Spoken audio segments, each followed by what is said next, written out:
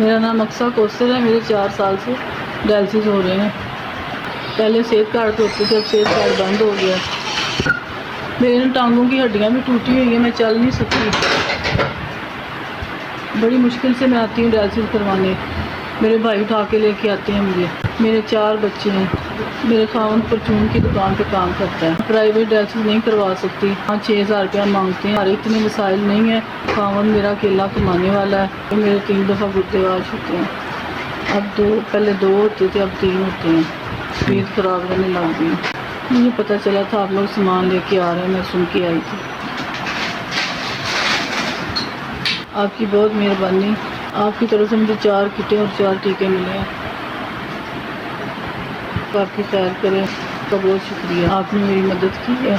4 टीके और 4 किटें दी हैं। अब मेरा हफ्ता 1.5 हफ्ता आराम से गुजर जाएगा। बहुत बहुत शुक्रिया। आज का कोई किसी के लिए नहीं करता, आपने मेरी मदद की। आपकी बहुत मेहरबानी है।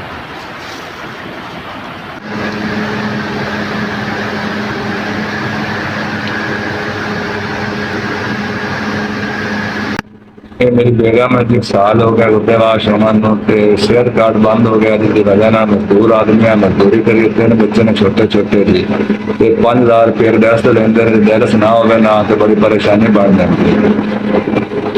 जो सेहत कार्ड चलता सी उदो गुर्देवाश हो जाते सी, जो कब बंद होया ने साडी उदो बड़ी परेशानी बन जाती। 3 दफा हफ्ते च आंदे ने 400 तो 500 रुपये दिहाड़ी है ते बस जोड़ के ना कदे जो अपना डैस होंदा है कदे नहीं होंदा जी। खराब रहती है।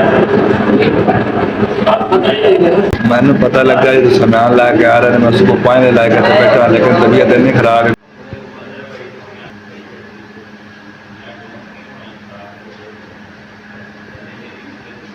थोड़ा डर भी खैर करें तो ये कैंप लगा सी लाहौर की, उदो सानू समान मिला सी। उस बाद 1 दफ़ा फिर मिला सी, अज दूसरी दफ़ा फिर मिला। थोड़ा डर भी खैर करे तो अल्लाह पाक तंदुरुस्ती दे दे। अल्लाह पाक गरीबों की मदद करें। अदे 4 किटां 4 टीके है कैप इन मिली है। असं थोड़े दर्द बड़े मशहूर हाँ, बड़ी मेहरबानी।